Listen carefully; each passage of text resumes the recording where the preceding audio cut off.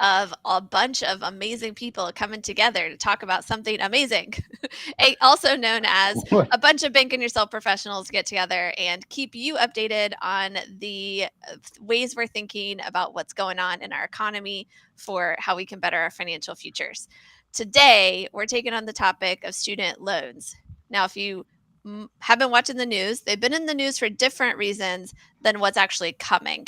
We're not going to get political. We're not going to be talking about, what's been in the news lately. We're going to be talking about what's coming. And that's student loan interest kicks back in September, and the first payments are due in October. So whether you've been paying all along the pandemic since they went into the deferment with COVID-19, or you paused all your payments and you're trying to figure out what you're going to do going forward, we thought we would bring you a great conversation today to help you think through, should you pay extra? What does that look like? Should you go and start paying now? Should you wait till October when it's due? All of those kind of things. And I think each of us has our own story about student loans and the role they've played in our lives. So we're going to share all of those.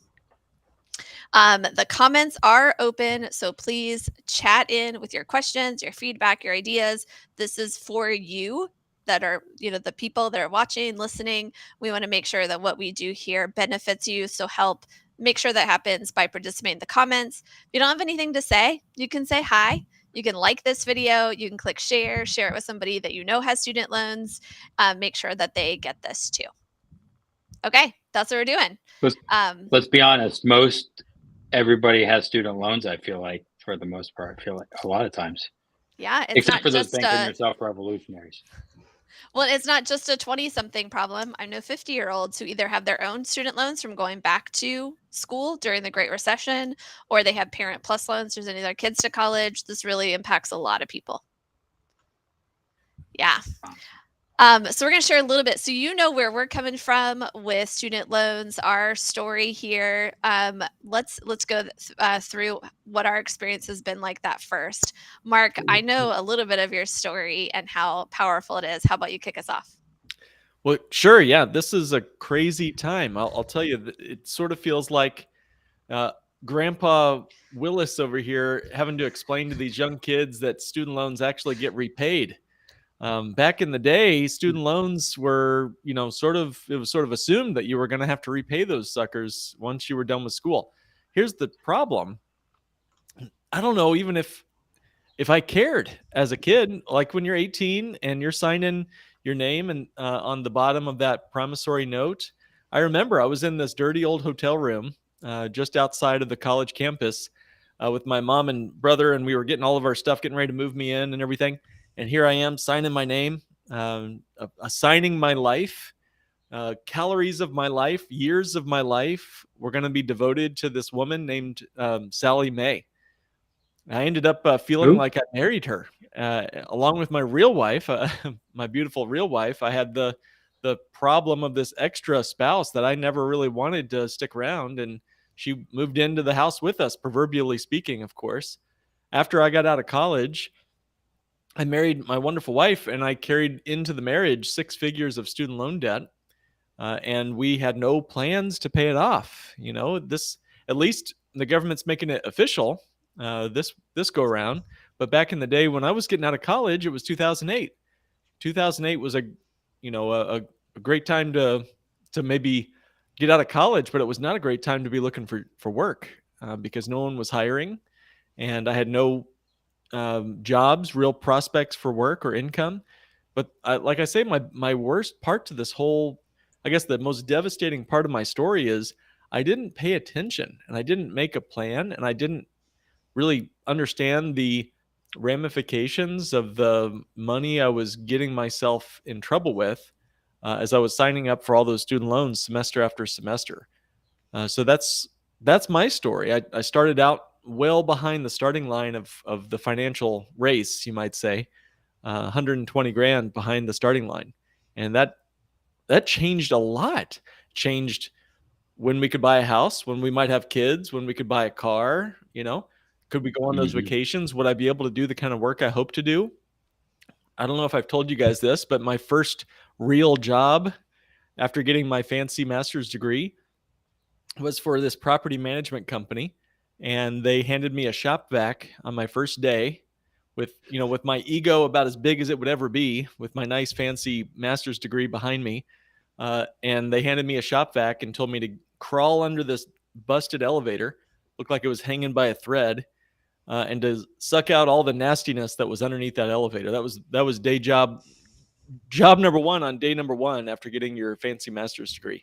So that's what is on the other side of your fancy master's degree. If you're listening to this, getting your graduate, just realize, I hope not for you, but I also realized that it was the best education I could have gotten, to remember that, you're not entitled to some fancy job just because you have your degree.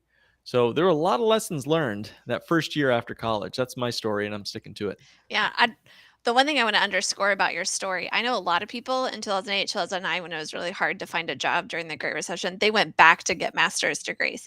You had actually just finished a master's degree, so that wasn't really an option for you. And that actually could be one of the temptations, is actually, let me get enrolled in school and start a new program by September this next semester, so that my student loans can be in deferment while I'm still going through an education. So let's put a pin in that idea and come back to it. Is that the way to get out of student loans and making payments come October? But let's keep going with some backstory. Brandon, how about you go next? Well, some of this since we are married, right? I already went to school for an associate's degree, and I have more college student loans with an associate's degree than Amanda did with her degree from University of Chicago, right? And I was like, what the heck? And actually, I will say the college that I went to was one of those scam colleges that people got their money back, but I didn't. I actually paid it all off somehow. And I just think about, wait, I got scammed. Literally, it was a scam. Wow. With I think it was ITT Tech was the place I worked for, and they said, didn't really help. And so anyway, that was something I thought about, and it prevented us to even starting. We still had some debt, student debt, but it was slowing us down to be able to start our first business. And there was a slight slip of the tongue there. You said ITT Tech, that you worked for. That's where you went to school, but it felt like you worked for them because of paying the loans back. It felt like you were working for them to get those paid back. Yeah. Yeah. Okay. Yeah. I did not work there, but I did. Yeah. I was working for them in essence. Okay, Dan, I saved you for last because I don't know that I know your story here. Yeah, I'll tell you, it's not the greatest story, but there are certainly some lessons in it. My deal with the area I grew up, I went off to college, and as many of us do as we graduate high school, some of us might not be ready for it. So that's another episode, by the way. So don't get caught up in the you have to go right off to college thing. In other countries they take gap years for reasons and whatnot. I think we can learn something from that. But my parents' whole thing was, we'll help you out with the first 2 years, and you're on your own after that. And don't even think about going out of state because it's too expensive. Now, this isn't a college planning, webinar here, because we can certainly do another episode. We're lining episodes up right and left. Mm-hmm. But so those other 2 years, I took on debt. And mine was very similar to what Mark was talking about. Was you kind of, I don't know if this is exactly what Mark was saying, but in my case, I wasn't really thinking about what I was doing. I was just signing these papers allowed me to continue on and get this piece of paper, this degree. And it wasn't really registering that what I was actually doing was taking on some debt. And so I guess in the big scheme of things, with Mark and many others, I didn't have 6 figures worth of debt, but it did take me 10 years to pay it off. And on another note, part of the story, the boring story, when there was a point where I was going in and the bill came, and I had to.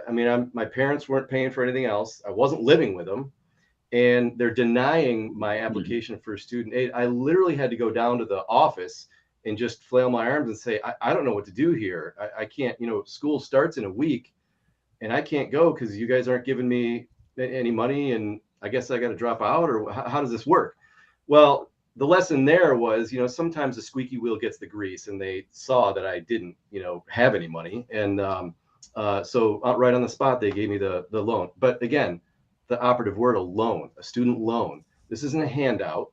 This is a loan, which by definition requires repayment. And, Mark put it very eloquently that back in the day, man, you came out swinging today, Mark. These back in the day, we thought, this was just kind of, it's a loan. We're going to have to repay this loan. And I suppose a lot of people don't feel that way these days, which is unfortunate because they do need to get repaid somehow, whether it's through taxpayer dollars or what. But that kind of brings us to where we are. I mean, my story is, it did take me 10 years to pay it off. And I just wish that I had the sense or had someone in my life to tell me, there's a better way of doing this. There's a really good way of doing this, and helping me put a plan together. I didn't have that. Yeah. So it took me the full 10 years. Absolutely. And we're going to get into those epiphany moments that we've each had. And as we're trudging along, we're trying to pay these back. And I heard little remnants of how that impacted our lives, right? We took whatever job we had to take, cleaning, elevator shafts in such grime, delaying starting a business, just, piling through, trying to figure out how do we make this payment. No wonder so many people want to pay off their student loans as quickly as possible, and they throw anything extra on them to get them out of their lives forever so they can go on with their lives. But I do want to say, before you get into that, as I talk to people all the time for financial analysis, their plan has been, and they've said, well, it'll be taken care of by this thing. It'll be removed. That's my plan for it. And so I want to talk about that is how people have thought that that's what's going to happen. Yeah. Well, and so I don't want to get too political here and count on things that aren't real, but there are public student loan forgiveness programs based on working for a nonprofit or based on your job, and those are legitimate. There's also income-based repayment, that if you do make regular payments and you are in a low-income environment, after a certain number of payments, the rest of the balance is forgiven. There's a lot of things that are already there that we don't need to think about what we could count on. I don't want to speculate. None of us have a crystal ball. So let's kind of set that speculative part aside, and let's talk to the people that maybe they're in an income-based repayment, or they're in a nonprofit sector, or they're just paying their minimum and thinking, do I pay more? Because I know I can't count on any other kind of forgiveness. And that's where we all were. I think none of us were working for nonprofits. We weren't teachers or social workers, those kind of things. So we knew we had to pay it. How did we decide? Were we going to pay extra? We were going to live with this. What were we going to do? Does that sound like a fair way to frame the conversation? Yeah, I think we can talk about the paying extra, because this really, we're here specifically talking about student loans in this arena, if you will, but it kind of carries over to mortgages too, or other debts. We have, generally speaking, with these debts, there's a minimum payment, and then you could pay extra on that for sure. And there's a lot of literature out there on that sort of a topic. It's just kind of funny if you're stepping back and taking a pulse of the climate that's out there through the years. I remember, number one, I remember hearing about ITT Tech. I would see commercials all the time about that. I actually didn't know that it was as you put it, a scam, but it was I remember seeing those commercials all the time. But something I've seen a ton of commercials, either on the television or the radio, or just having these ads pop up on my Google searches or whatnot, is the pay your home off in record time. Here's how to get in touch with us, and here's how you pay your home off. And really, it could be any debt, right? The point is, the idea is, here, I'll show you how you can get rid of this debt in the quickest amount of time possible. So this is something that resonates with people, kind of makes them think, let's do that. In the case of a home, all right, well, we're paying extra. That's the topic we want to talk about here. We're paying extra. We're doubling up our payments and paying twice a month, whatever it may be. There's these little strategies. and that's great, little systems. But now it's 5 years later, and you have your home paid off, and now what? That now people don't really think about that side of it. So as far as the student loans go, and this whole idea of paying extra, I think it's a really big lesson that people need to think. And this is really kind of a theme of today's episode, is that that when you're paying extra, the theme is you're almost always better off paying the minimum on your debt and taking those extra dollars and putting them somewhere, where you can start something else on the side with those extra payments that'll grow and give you as many benefits as possible. And I don't know if any of you guys know of a strategy that could work like that, but the mindset, it is maybe a little bit of a mindset shift. Yeah. I'm not overpaying. I'm going to pay just the minimum. And while I'm doing that, I was going to pay $500 a month, but the minimum's $200. Why don't I take the extra $300 a month and put it somewhere? That's kind of a theme here that I think people need to know a little bit more about. Absolutely. And I know Mark has an amazing story here of how he found that for himself, and how he also has put that in a way that it's not just this theoretical mindset thing, but it's real and tangible. He's an infographic and amazing stuff here. So if people are watching and you kind of drifted away, this is the time to come back. Mark has some really powerful things to say here to take what Dan just shared and make it real. Go for it. Oh, well, I hope I can make good on your great setup there, Amanda. I'll help you too afterward. Dan, well, thanks. Yeah, Dan, I love how you said that. I think many of us, whether it's mortgages that are going to be paid off as fast as possible or the credit cards, it is burned into us right away that if we're in debt, our sole focus should be to get out of that debt as fast as possible. And I think radio hosts have really helped with that. Our parents, our grandparents, I think it feels bad to be in debt. You're under someone else's thumb. They could come repo your car, or they could make your life a living hell. So, I get it. I see why getting out of debt with speed is the tunnel focus. It also is a good idea to pay off your debt quickly, because then you can get on to the business of saving for most folks. And that is kind of the presenting quandary a lot of our clients have with us. And I don't know if you guys would agree or not, but have you ever heard someone walk into your office door, sit down and say, "Hey, Amanda, I'm really struggling with all this debt and I could pay it off a lot faster, but I also want to start saving. Should I save first and go a little slow on my debt, or should I attack the debt and then wait 3 or 4 years till that's gone and then finally start to save for retirement?" Or has that ever come up in your discussions with clients, Amanda? Oh yeah, and it's often how much of an emergency fund do I need? Do I need the $1,000 before I then attack my debt? That's the Right. other question within that question. Yeah. Because when you pay off a debt, you're happily spending less in interest, but it's also money you're losing out the back door. Like when my wife and I were throwing all this money at our student loans, it felt good for about 15 seconds. I casually refer to this as the sugar high of finance. To pay off all your debt, it feels great for about 15 seconds. And then you get that empty feeling in your bank account.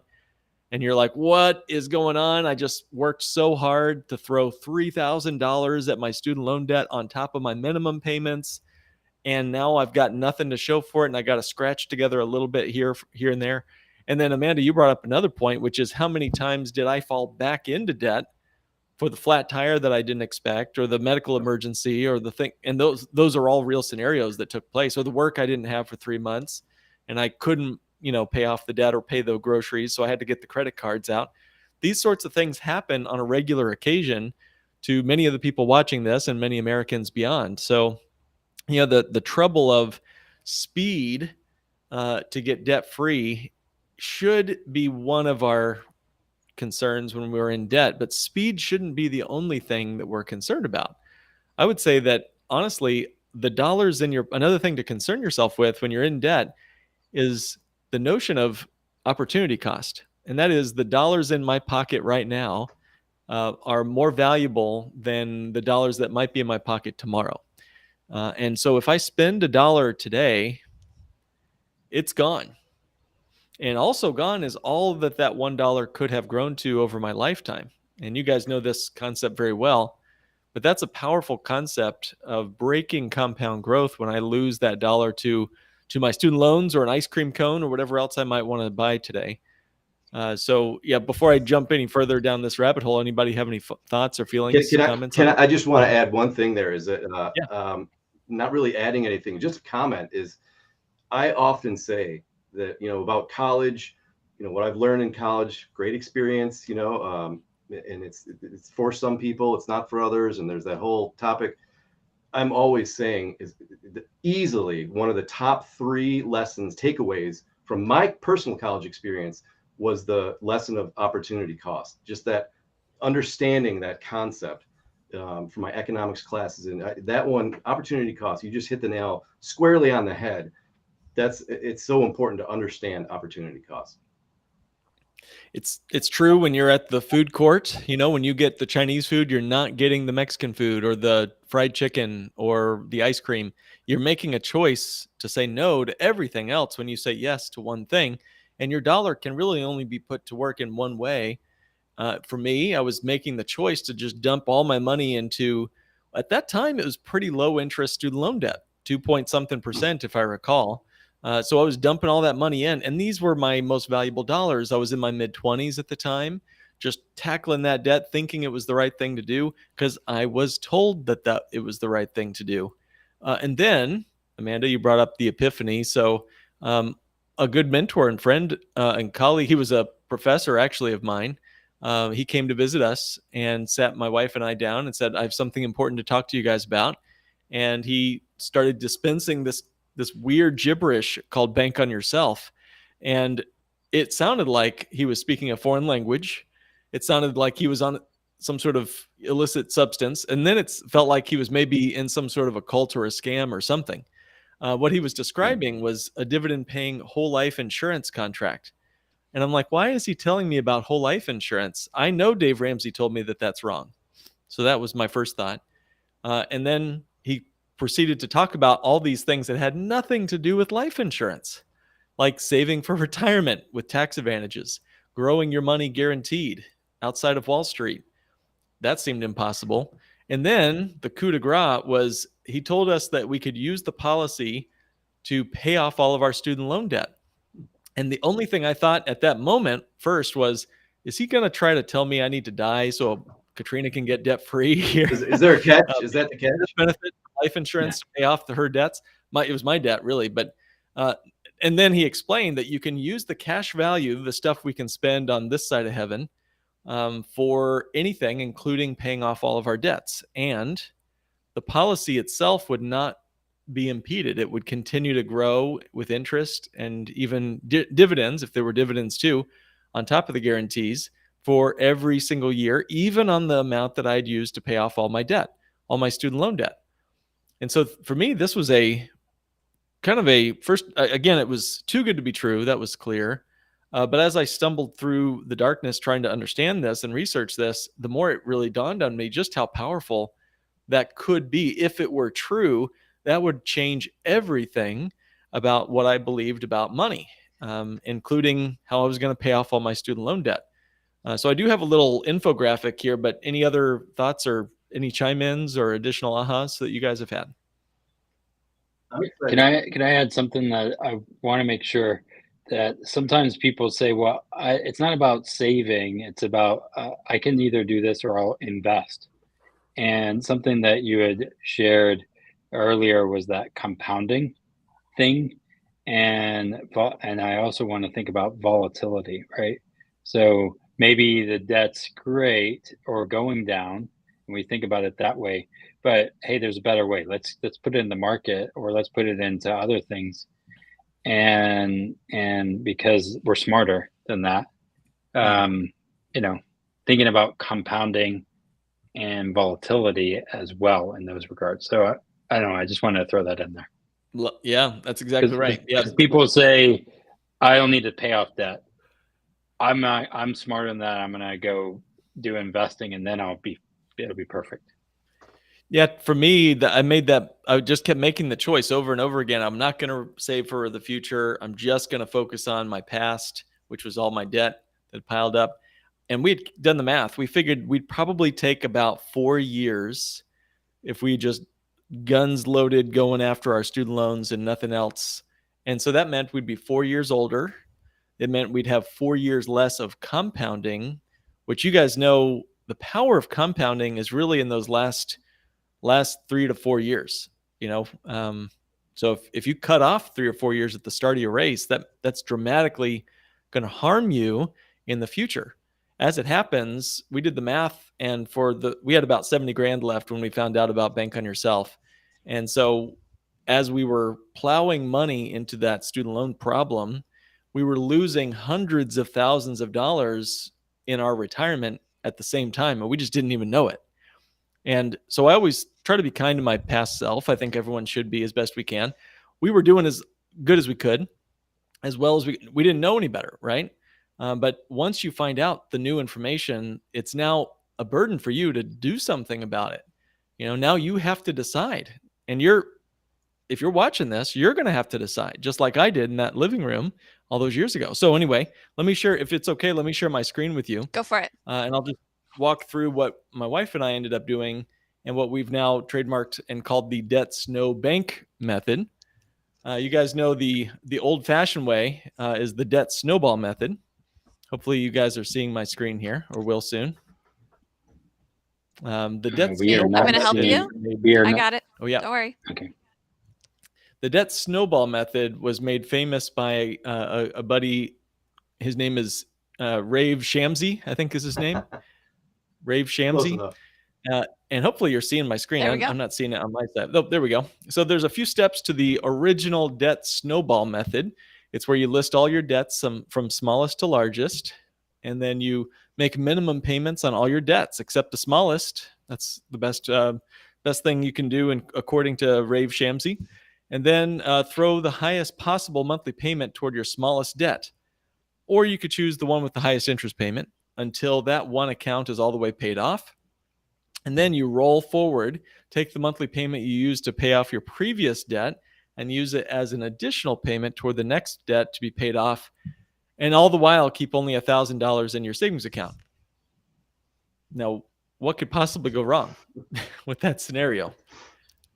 Right? Has anyone ever tried to pay off a debt, but things didn't turn out as planned? Life happens there. Yep. And when you get that flat tire or that medical emergency, you just fall right back down the debt staircase, don't you? So for us, we were just trying to run this rat race over, and it kind of feels like a rat race as you read these steps. And finally, our mentor gave us a better way. He said, what if there was a way you could be better than debt-free? And so ultimately, we followed this method. We now call it the debt snowbank method. In essence, you become the bank, not literally, of course, but in essence, you become your own bank for yourself, and you do something better than pay off your debt. You buy back your debt. You buy back your debt. Think about that for a minute. What if you could buy back the debt you currently have with other bankers, and now you're the banker for yourself? You keep yourself very liquid too, meaning you can roll with any punches while you're breaking free from your creditors. If you get that flat tire, you're sitting on a big cushion of cash, so you don't fall back into the credit card trap. So here are the steps, one by one. There's only, I think, 5 steps total. Real simple. You start by, again, listing all your debts, just like Rave Shamsi's idea. You get all the list, you get your list together. Step 2, you keep current and pay your minimums on all your debts. Do not go behind on any of your debts. We're not teaching that. We don't want anyone to get their car repoed or anything like that. So keep current and set up an auto draft if possible. And in fact, student loans let you, I think, get a 0.25% discount on your interest rate if you set up auto draft. Step 2 in the snowbank method, anything extra, instead of throwing your extra income toward a debt, throw it into your, quote, snowbank. Now, I have to say it again. This is not an FDIC insured bank. It's more like a food bank or a snow bank. It's a whole life insurance policy that's designed the Bank on Yourself way. So we're using a bank on yourself type whole life policy. And here's the key. Remember how I said folks are really focused on getting out of debt as fast as possible? Part of the reason why is it's so that you can start earning wealth as fast as possible. Back to compound interest again, and the power of compound interest.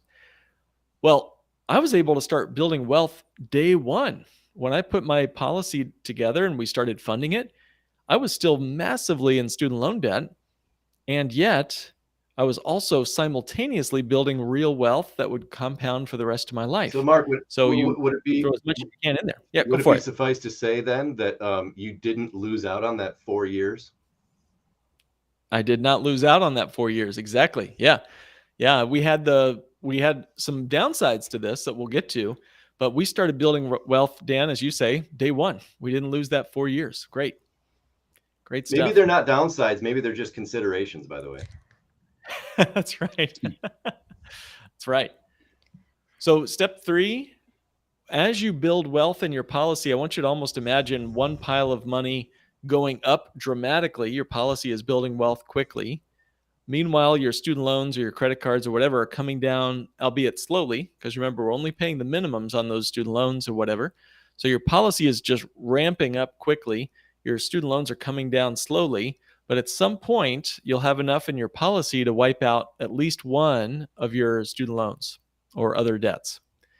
And as you do that, you simply request a loan. Can someone, so I can take a break and let someone else speak?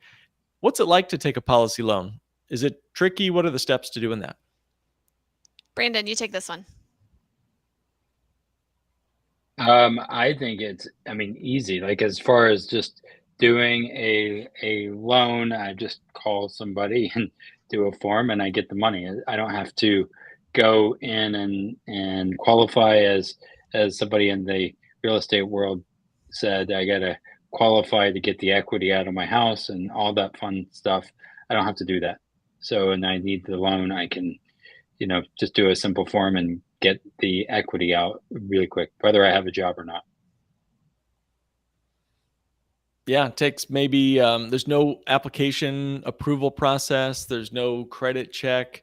You don't have to prove yourself worthy. You don't have to kiss the ring of the banker. No, in many cases, you can simply go on to the life insurance company's online portal, request the money, and it's direct deposited into your bank account within about 4 or 5 business days. So you use your policy then to pay off your debts. What I would do is I would log in, request my loan for my life insurance policy. It would hit my bank account within about 4 or 5 days. And then I would just cut a check to the student loan servicer for the payoff amount for one account after the other after the other. And now my policy continues to grow. Step 4, my policy will continue to grow as if I never took out the loan. So now I'm not only student loan debt free, but I've got an asset worth growing and continuing to grow, compound for the rest of my life. Now, some people say, well, wait a minute, Mark, you said buy back your debt. That means you still have a debt. And that is true. Step 5, and the last step of the snowbank method, is to pay back your policy loans over a reasonable period of time. And then as you can, and you're paying off these student loans, you're going to have freed up money. So we need to start second and third and fourth policies over time. This gives you an amazing advantage over simply paying off your student loans the old-fashioned way, the snowball way.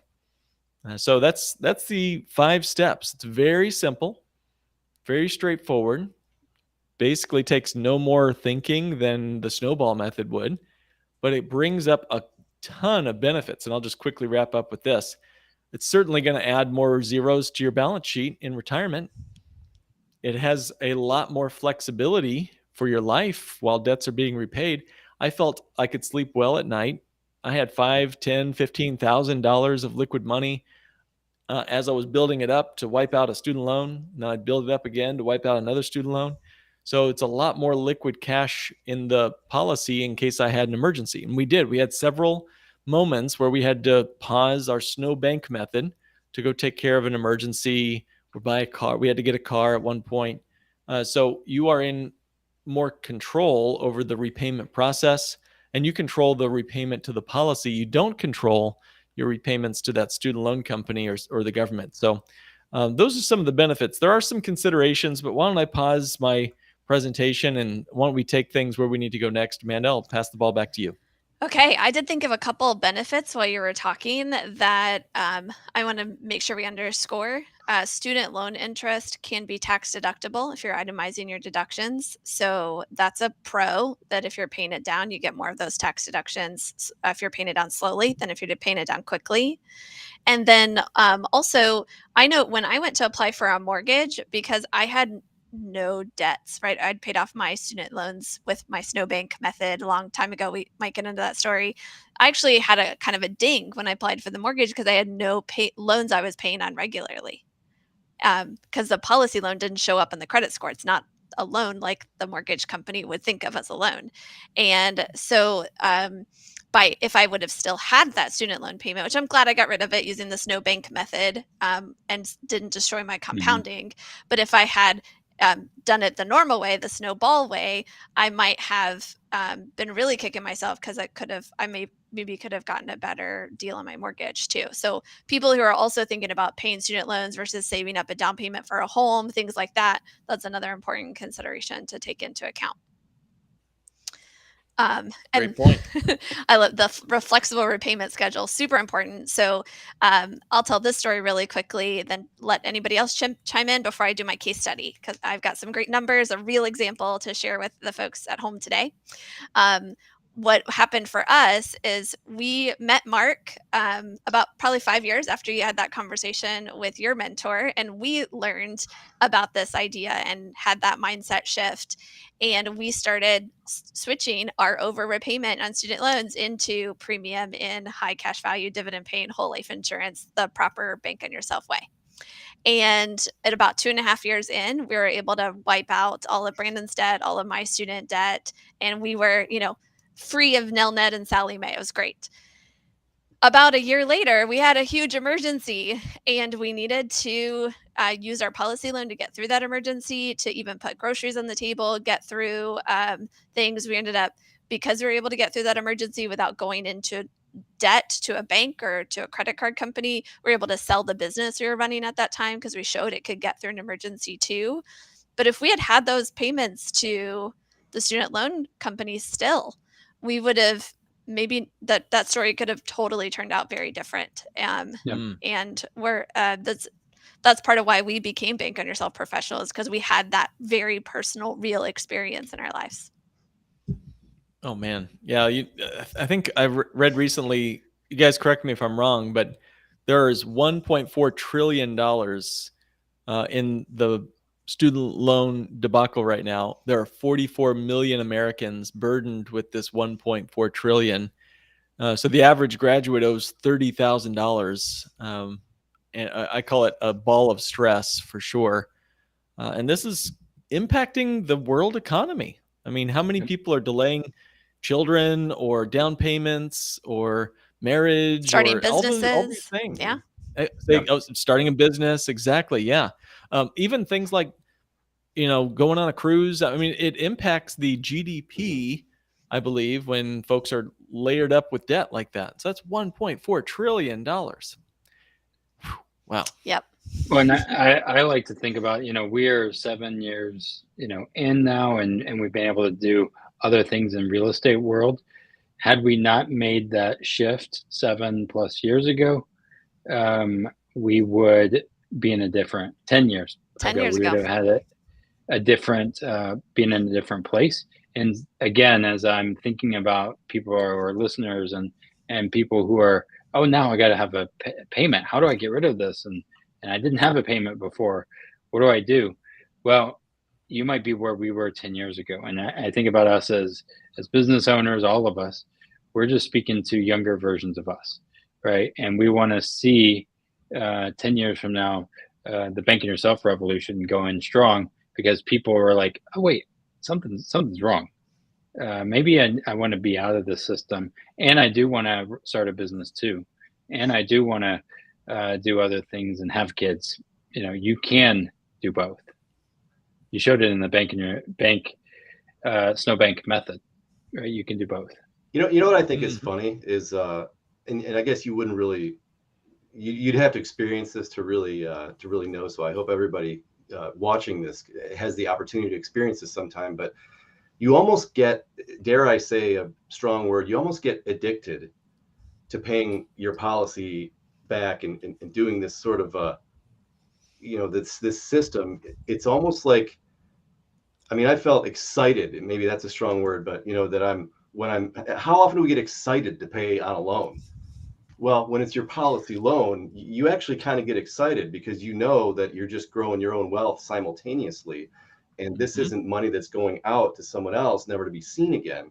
Um, you kind of get addicted almost to doing this. And then that becomes, as Mark said, you pay it off and then you've got a little extra cash. You're like, I want to start another policy. I want to start another policy. And that's how real wealth starts to get built. I'm excited to hear Amanda's story. Yeah, so this is I'm gonna start with sharing my screen. This is a real case study from a real person. I removed all of their names and info from this one. I'm just finding it on my computer here. Here we go. You removed all of their names? I only have one name, Amanda. So No, no, how did this person get all these of the names? No, I'm person just that kidding. this is for. Sorry. Okay, I'm just so filling Can space while you get you're things fine. loaded You're up. fine. Thank You're you. good. can we So make it this, bigger, or I don't know if I we can don't see it think I very can well. make it. Oh, I can zoom in. Okay, because a lot of There you these are just numbers. So I took an actual loan calculator. We were focused on this student loan, and it was at 4.27 back in the day. Here's her minimum payment. If she just paid the minimum, she pays almost 4,500 in interest. There's a second student loan at only 2.9, and these combined would end up being about $6,000 of interest, but it would take her a really long time to pay them off, almost 10 years. And so I ran the snowball method to show her what that would look like. And over here, you can see the two loans and her paying extra and what her payments would look like. It would be done in 29 months, a little. And do you mind just zooming Oh, in? yep. Amanda, this is awesome. Do you Sorry. mind just zooming in one more Yeah, time? be done in 29 months, so a little less than 3 years, about 2.5 years, and look at how much less interest she would pay by putting just going quick, she had a lot of cash flow to put in. She was paying a lot of extra, because she, was young, didn't have kids yet. It was, let's go after this, is what she was thinking. So it actually decreased her interest, saved her 7 years. Amazing. Why? Wow. You can tell people love Snowball for a reason. It is very powerful. But could we improve on that? And so I'd use the bank on yourself method, and I'm actually going to go over to this one first. And nope, I should go in order. Sorry. So here's her putting the extra in as premium to her policy and what happened with the cash value and the death benefit. And I looked for when was the cash value enough to pay her student loan off, the one with the higher interest. We focused on one, knowing she could do the same thing with the other. And so at the end of year 3, she's got 16,000 here. If we go back to this one, at the end of year 3 and 36 months, there was 14,000. So plenty to just take a policy loan then. So that shows up beginning of year 4. She's taking that policy loan. She's paying off the student loan. And then she starts paying herself back. The calculators we used didn't let me do any loan repayment for the first year. I had to wait till the second year to start a loan repayment. So And while that's a limitation of our Right. software, but I will just point out how cool it is that this lady got to do a full year of just vacations or whatever else and not Yeah. repay this loan to Exactly. herself. She would have been forced to keep paying on that student loan, vacation or not. So this is, while it's a limitation of our software, we can't. It actually further proves our point. And in reality, are we able to repay the loan as soon as we want to, Amanda? Absolutely. Can start making payments right away. So she ends up repaying it over the course of about 3.5 years, or 2.5 years. So it actually takes her, right, the 3 years of building the cash value and making minimum payments, and then 3.5 years of making those loan repayments. She ends up paying about $3,000 in interest, either to the student loan company or the simple interest that is charged against the policy loan. I factored that in as well. And so she ends up paying $3,000, which is more than the snowball method. That's one of the considerations, not necessarily a downside, but one of the considerations. She pays about $1,300 and some change of extra interest. But look what happens long term. So this one's very zoomed out. Okay, so here's that original policy. Here's when she's paid the policy loan back. We put in that new amount that she was paying into a second policy. That she's addicted to this now. She gets it going. We fast. And can I, before you zoom down there, I just want you to say that part again, Amanda. So after she paid off the policy loan, she now has how much? $591 a month that she no longer is paying on student loan debt or policy loan debt. So now we have $591 going nowhere. And it could go into, lifestyle creep, more streaming services. But she was smart enough and said, what did she do with this money? She started a second policy, right? Netflix 2.0. And I do have to say, related to that, this is something I thought of earlier while you were talking, and I was so engrossed I forgot to come back to it. What she's really done here in the beginning is she's built a habit of saving. She is saving every single month, and that habit, once built, is really hard to break. So remember that. And we'll talk about the flip side of what happens. So she's continuing the habit. She's just building onto it. And she starts this one. When she gets to 70 years old, the first policy has 1.1 million and change. The second policy has 778,000 of cash value. That's $1.9 million that she gets to enjoy in her older years. Now let's compare that to if she just waited, paid off the student loans as fast as she could, and in year 4 starts putting the full amount, what the first policy and the second policy, into this policy. Now, so the $800 a month and the $591 a month, now that she's snowballed, this is the snowball method that you're showing us here. Yep. She was able to be totally debt free in 3 years, I think you said. So now at the start of year 4, we're dumping in the full, what is that, $1,391 a month into a policy. And so bigger policy. Imagine how hard that's going to be. If she hasn't built any kind of habit or any muscles related to saving, to all of a sudden start saving $1,391 is going to be a pretty big switch. Yes, that was all going to student loans before. So, but like the temptation, well, now I can use this to enjoy life, is really steep. And it's hard to make that shift. But if you've been building that muscle, that makes it a lot easier. So who knows? This could have also just been spent on vacations and all kinds of things. Because, life, we want to live it and enjoy it. But let's say she is disciplined. She starts here. She does still end up with 1.8 million at age 70 of cash value that she can use when and how she wants to in her retirement years. 1.8 million. Amazing. Love that. Not bad. Remember what it was with the snow bank method where she started right away? 1.9. That's $114,000 more that she gets to enjoy when she's 70 plus that she wouldn't have had. And how much did she pay to do that? You remember the difference?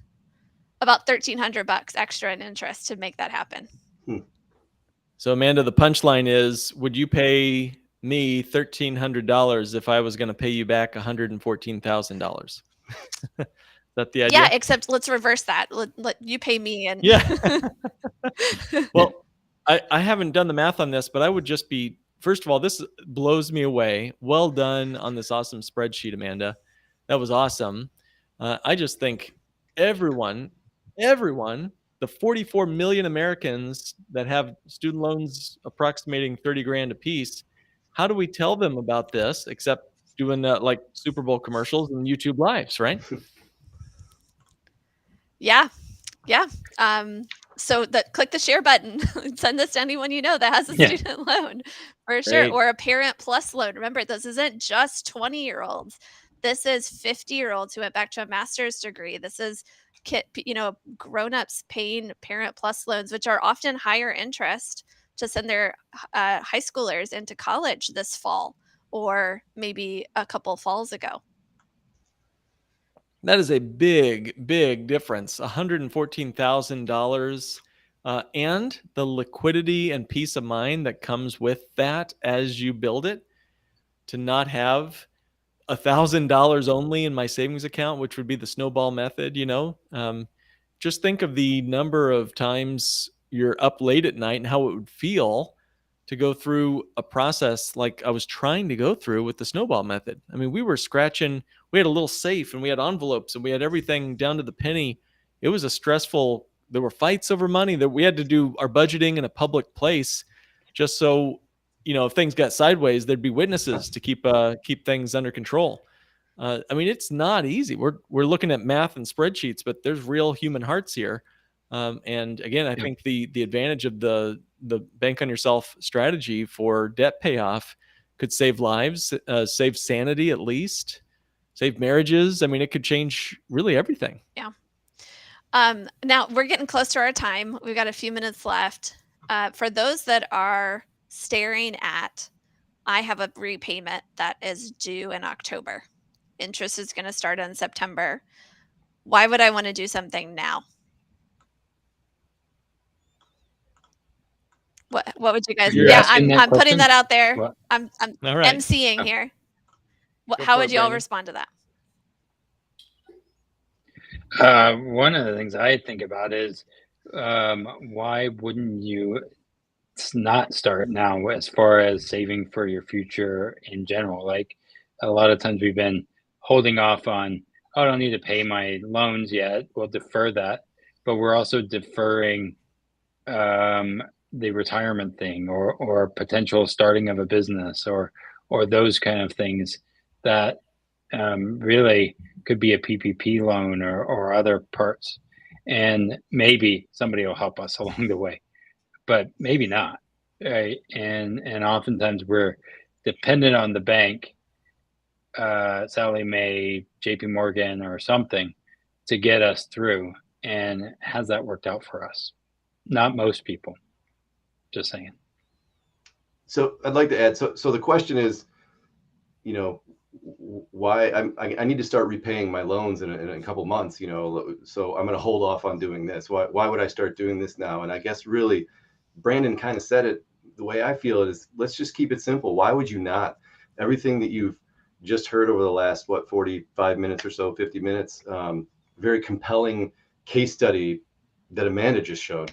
Why would you not? If you have the means, absolutely, you need to start doing something like this right now. And I will go as far as to say that everyone on this call, I'm very comfortable saying that are, very adept at helping people with a cash flow analysis to perhaps find inefficiencies or things within their cash flow that they can use to start repaying those loans and to start your own policy at the same time right now. So get in touch with one of us on the YouTube live, and we're happy to go through cash flow analysis. I think it starts right there. Yes. Great point, Dan. And because I feel like that's what most people would say as to why not talk about this now. Well, there's inflation. I'm barely scraping by, barely paying my rent. I just had a major expense. I can't imagine paying anything extra, even above the minimum. And that's where I think all of us are really great at helping people find the money. It's often there without having to cut back or eat, ramen and peanut butter and jelly sandwiches or whatever it might be. Still be able to support your kids, have them feel like they're living a good life. The money is there. It's just often used inefficiently, or it's going somewhere where maybe you didn't even realize that it's not serving you in some of those places. So I think, and then also if it's not the right fit, if you really should do the snowball because it's 29,000% interest on a credit card, right? Then we'll tell you that, and we'll help you put steps together that even if this isn't the right time to start, there are ways you can prepare for the right time to start. And it's crucial to have the comments or to have the questions, the conversation now, rather than waiting, and then you could become uninsurable. You could, I don't know, we've had people between conversations actually pass away before we could do the full conversation. I don't mean to like scare people, but it's real. Yeah. Or we're deferring starting our life, in another way, in the business or all of those things where we wait until, I hear this retire early thing all the time. and it's just interesting. Well, we put all the money into overfunding a 401k, right? And we still don't deal with the student debt, and we want to retire early, right? And I'm like, wait, that's you can't until you're 60, according to those rules. And so, how do we think about it? You know, when we're going to college and we're young, how do we get out of that now and have our best life now too? That's right. I fully agree with you guys. I think, hey, if you cannot afford the solution that we've been talking about today, you really want to start asking yourself, how am I going to afford the problem of this huge student loan debt now and the lack of any retirement funds in the future? I mean, that's going to be a very heavy cost to bear as well. So you're right. Some of this comes down to cash flow management. I just got off the phone with a couple. They're ready to crank their income to the highest level possible. And that is literally the best way to fight inflation, is just to find ways to add more value to your fellow, human being, is to increase your income and fight inflation that way. Don't go get another college degree. Don't hide from the problem of a world economy or your student loan debts or whatever else. Just start serving people and let ways. I met a little kid today. She has a flowers business at the farmer's market. Little kid, probably 8 years old, 9 maybe. And she's out there making bank. So what's my excuse? What's your excuse? Get out there and make some money as you can, as best you can, with all the ways to serve your fellow man as you can. And just watch as magic starts to happen over time. That's a good reminder, because everyone who's watching this video, you have a computer. There are ways to make money in another tab. Right? Yeah. Be cautious, avoid scams, look for third-party reviews, things like that. But you can proofread, you can transcribe, you can do surveys. There's all kinds of ways to make money. I love that. And that could be exactly the way that you get started on this journey of using the snow bank method to pay off debt. Love it. Or you Okay. could use your policy once you paid off the debt to be the bank to somebody else. True. And you can make money. So. And I think everyone on this call is also hiring too. So if you really need work, reach out to us. Yeah, because we all need as much help as we can get to help out with 44 million students that have student loan debt. True. We got some links in the description of this video that you can check out. And I know Mark wanted me to address something. I will do this quickly. If you got a minute, no, don't have just to. So you know, and think anybody else, any concluding remarks, the death benefit side, the protection for this lovely woman in the case study, her family. If she did the snowball method, where she waits until her debt's paid off to use Bank on Yourself, her death benefit at age 70 is $3.7 million. That's a considerable nest egg to protect your family with. With the snow bank method, where she's starting right away, she's using the policy to pay off the student loans and then paying the policy back and then starting a second policy, she ends up with $3.9 million, a full $223,000 more. Wow. That's more than I expected. That's awesome. Yeah.